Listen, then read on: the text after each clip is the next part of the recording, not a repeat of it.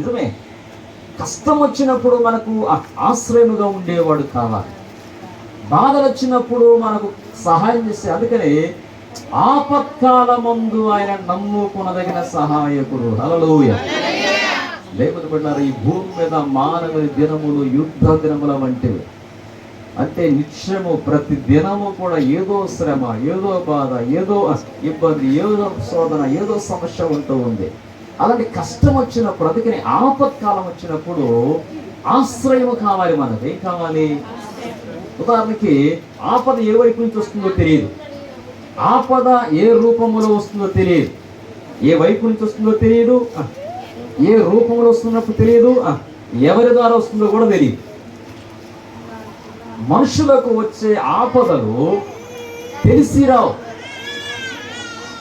ఎటువైపు నుంచి అయినా ఆపదలు రావచ్చు, ఎవరి ద్వారానైనా ఆపదలు రావచ్చు, ఏ రూపములోనైనా ఆపదలు రావచ్చు. అలాంటప్పుడు ఆపదలు వచ్చినప్పుడు సహాయం కావాలి. ఆపదలు వచ్చినప్పుడు ఆపద నుంచి మనల్ని కాపాడటానికి, ఆపద మనల్ని నశింప చేయకుండా, ఆపదలు మనల్ని నాశనం చేయకుండా, లేదా ఆపదలు మన బ్రతుకులను విచ్ఛిన్నం చేయకుండా, ఆపద వచ్చినప్పుడు మనకు కాపుదల కావాలి, ఆపద వచ్చినప్పుడు మనకు భద్రత కావాలి, ఆపద వచ్చినప్పుడు, కష్టం వచ్చినప్పుడు మనకు దాని నుంచి విడుదల కావాలి. అందుకని ఎందుకు ఆయన దేవుడు అంటే ఆపత్కాలములో నమ్ముకొనదగిన సహాయకుడు. హల్లెలూయా. అంటే ఆపద వచ్చినప్పుడు ఆయన నీకు ఆశ్రయముగా ఉంటాడు. ఎప్పుడు ఆశ్రయం కావాలి? ఆపద వచ్చినప్పుడు, కష్టం వచ్చినప్పుడు. అందుకని బైబిల్ చెప్తుంది, సామెతల గ్రంథము 18వ అధ్యాయంలో కూడా, నామము బలమైన దుర్గము,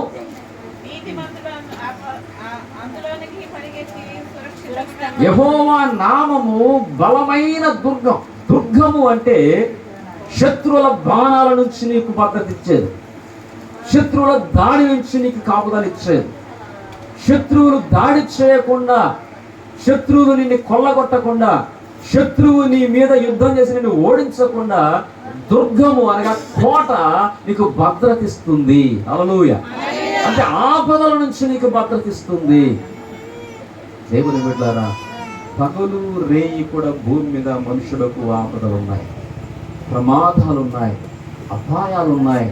అలాంటప్పుడే దేవుడు మనకు కావాలి. హల్లెలూయా. ఎప్పుడు దేవుడు మనుషుడి కోసం తెలుసా?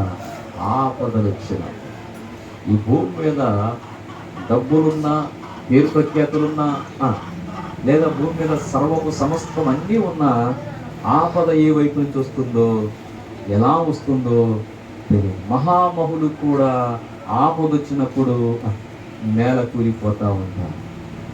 అప్పుడే దేవుడు అవసరము. హల్లెలూయా. దేవుడు మంచిగా ఉన్నప్పుడు కాదండి, శ్రమ వచ్చినప్పుడు, కష్టం వచ్చి. అందుకనే దేవుడు మనకు ఆశ్రయమును దుర్గమునై ఉన్నాడు. హల్లెలూయా. దేవుని బిడ్డలారా, మనుషులకి దేవుని సహాయం అవసరం, మనుషులకు దేవుని తోడు అవసరం. ఏం తెలుసా? దేవుని తోడు. చూడండి, కీర్తనకారుడు ఏమంటుందంటే, ఆ మాట కూడా చదువుదాం. 7వ వచనం, సైన్యములకు అధిపతియగు యెహోవా మనకు తోడై ఉన్నాడు, యాకోబు యొక్క దేవుడు మనకు ఆశ్రయమై ఉన్నాడు. హల్లెలూయా. సైన్యములకు అధిపతియగు యెహోవా. ఆపదలు నీకు వస్తూ ఉన్నప్పుడు దేవుడు నీ చుట్టూ కూడా ఆశ్రయముడు మాత్రమే కాదు, కానీ నీ శత్రువుల పైన నీకు జయమించడానికి ఆయన సైన్యములకు అధిపతి యెహోవా. ఒకసారి బైబిల్లో మనం గమనిస్తే, ఎలీషా గారిని బట్టకరమ్మని తన సైన్యాన్ని పంపిస్తారు. ఈ అయ్యగారు నా అంతఃపురంలో జరిగే విషయాలు కూడా అలా రాజుకు చెప్తా ఉన్నాడు. నేను ఎక్కడ యుద్ధానికి వెళ్దామన్నా అక్కడికి వెళ్ళొద్దని, నీ లోపల మాట్లాడుకునే విషయాలు, రహస్యంగా అంతరంగికులతో చర్చించే విషయాలు కూడా ఈ ఎలీషా గారు వాళ్ళ రాజుకు చెప్తున్నాడనే ఉద్దేశంతో ముందు ఆయన పట్టరమ్మంటారు. ముందు ఒక దూతను పంపిస్తాడు, ఆయన ఎక్కడున్నాడో చూసి రమ్మంటాడు. కాబట్టి ఆ దూత వెళ్ళి ఆయన చూసి ఆయన పలానా చోట ఉన్నాడు అయ్యారని చెప్తారు. అప్పుడు సైన్యాన్ని, రథాలను పంపిస్తారు. హల్లెలూయా. సైన్యాన్ని, రథాన్ని పంపిస్తే తెల్లవారిన వెంటనే వేకువజామున ఆ ఎలీషా గారి యొక్క పనివాడు అంటే గెహాజీ లేచి చుట్టూ చూస్తే శత్రువులు చుట్టుముట్టి ఉంటారు. చుట్టూ సైన్యం ఉంటుంది, చుట్టూ రథములు, శత్రు సైన్యము ముట్టడి వేస్తుంటుంది. అయ్యో నా ఏలినవాడ, మన చుట్టూ కూడా శత్రువులు ఉన్నారని భయపడిపోతాడు. అప్పుడు దైవజనుడు ఎలీషా అంటాడు, వారికి మించిన సైన్యము మనకున్నది. హల్లెలూయా. ఆపదొచ్చిందని శత్రువు చుట్టుముట్టాడని నిన్ను నాశనేశ్వరు భయపడుతున్నావు, కానీ ఇదిగో దేవా ఇతని కన్నులు తెరవచ్చేమని అతని కన్నులు దేవుడు తెరిచినప్పుడు చూస్తే అంతకు మించిన గొప్ప సైన్యం వీరి చుట్టూ ఉంది. హల్లెలూయా. ఎందుకనగా మన దేవుడు సైన్యములకు అధిపతి అయిన యెహోవా అని బైబిల్ చెప్తా ఉంది. ఆయన మనకు తోడై ఉన్నాడు. ఏమై ఉన్నాడు? నీకు తెలియదు, నీకు ప్రార్థన చేసి ఆత్మహత్య నిద్రపోతావు.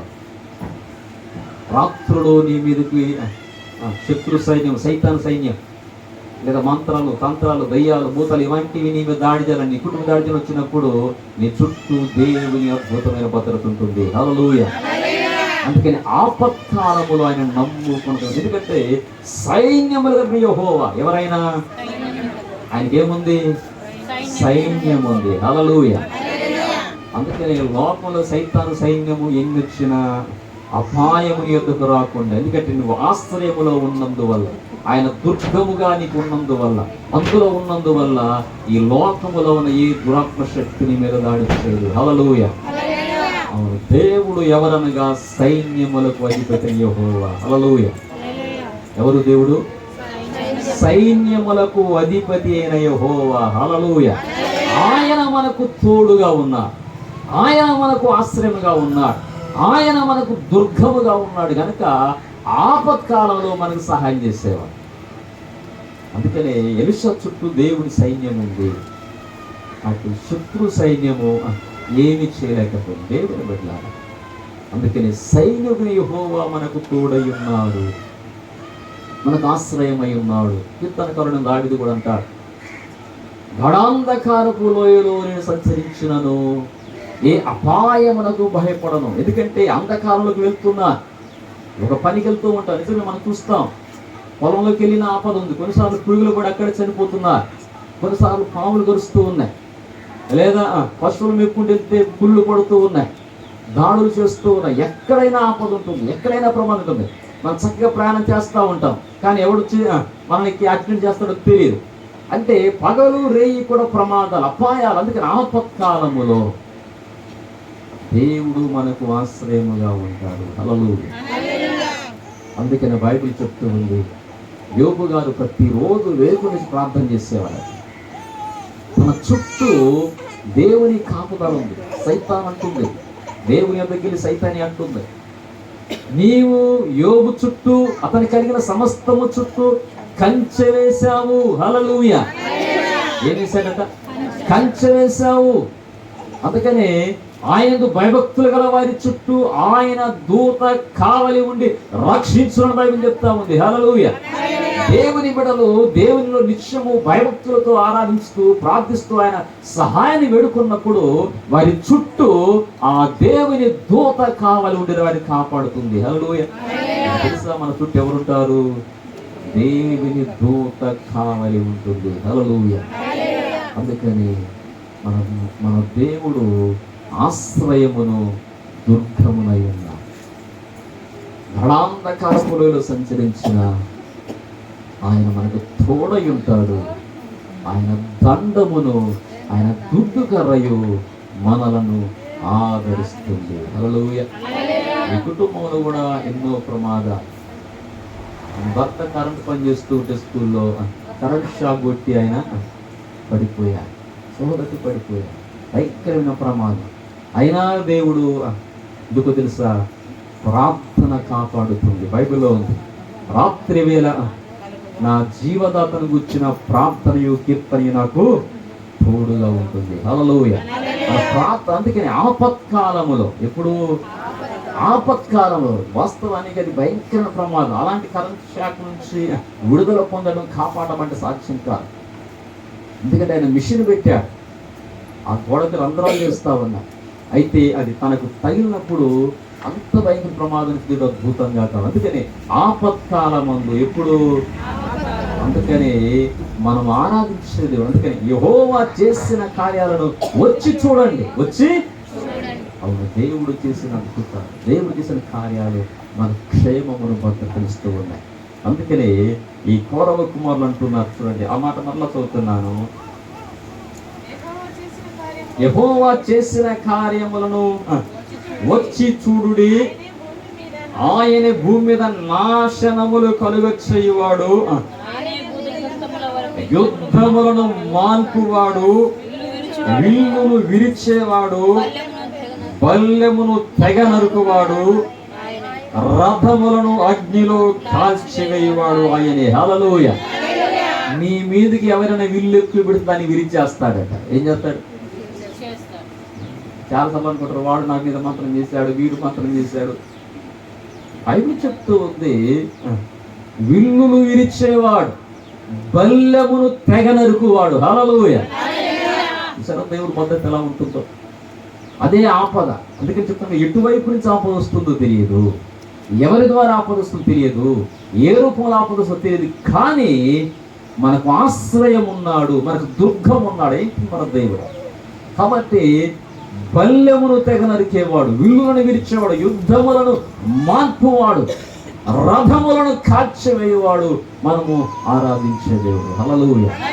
అందుకే యెహోవాయే దేవుడని తెలుసుకుంది. అయితే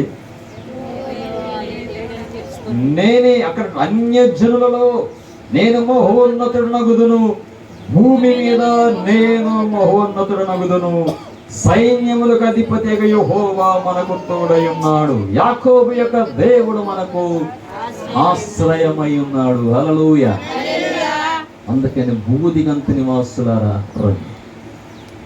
ఎవరైనా సరే నా చేతిపైన మనుషులు నా ఎదురుకు వస్తే నేను అద్భుతాలు చేస్తాను అంటున్నాడు. అన్యజనులారా నేనే దేవుడనని తెలుసుకోనండి. హల్లెలూయా.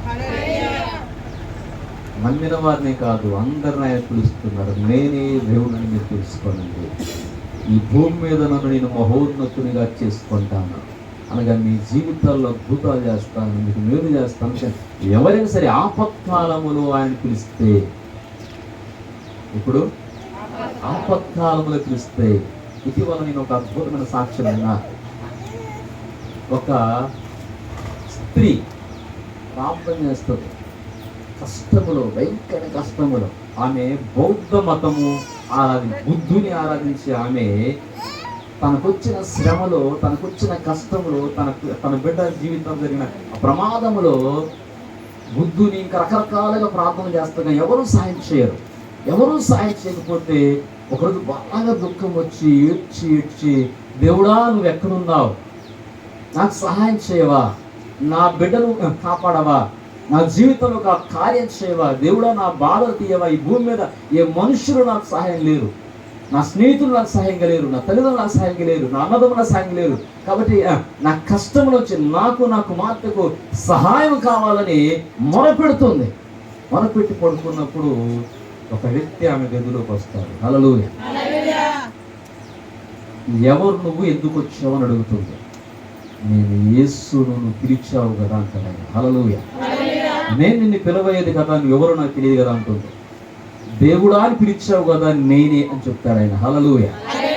ఇది నువ్వు దేవుడు అని. అవును, నేను నీకు సహాయం చేయడానికి వచ్చా. నీ కష్టములో, నీ బాధలో, నీ శ్రమలో ఎవరు నీ సాయం చేయడానికి అంటున్నావు కదా, నేను నీకు సహాయం చేయడానికి వచ్చాను, నన్ను పిలిచావు నీకు సహాయం చేయడానికి వచ్చానంటే అప్పుడు ఆమె అంటుంది, నువ్వు నిజంగా నాకు సహాయం, నిజమే నేను నీకు సహాయం చేయడానికి వచ్చానంటే. అప్పుడు అంటుంది, నేను యేసు అని చెప్పేసరికి ఆవిడ అప్పుడు ఏం చేస్తుందంటే, తన ఇంటి పక్కన కొంతమంది అంటే యేసు ప్రభువుని ఆరంభించి ఒక ఇంటిని తెలుసుకొని వెళ్ళని అడుగుతుంది, మీరు యేసు ప్రభువు నమ్ముకున్నారా? నమ్ముకున్నాను, ఆయన గురించి నేను తెలుసుకోవాలనుకుంటున్నాను.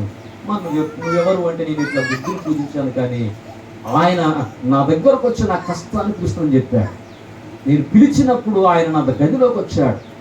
నీ కష్టాన్ని నేను తొలగిస్తాను, నీ బాధని తొలగిస్తాను, నీ బిడ్డకి నేను సాయం చేస్తాను ఆయనతో మాట్లాడే కనుక ఆయన గురించి నేను తెలుసుకోవాలనుకుంటున్నా, మీ దగ్గర ఏదైనా ఆయన పుస్తకం ఉంటే ఇవ్వండి అని అడుగుతుంది. అప్పుడు వారు కొత్త నిబంధన బైబిల్ ఇస్తారు. హల్లెలూయా. ఆ స్త్రీ ఆ బైబిల్ చదివి, ఇలాంటి దేవుడు ఉన్నాడా, కష్టం వచ్చినప్పుడు పిలిస్తే పలికే దేవుడు ఉన్నాడా, ఇలా మేలు చేసే దేవుడు ఉన్నాడా, ఇలా విడిపించే దేవుడు ఉన్నాడని తన కుమార్తె కొరకు ప్రార్థించినప్పుడు అద్భుతంగా దేవుడు విడుదలిస్తాడు. హల్లెలూయా.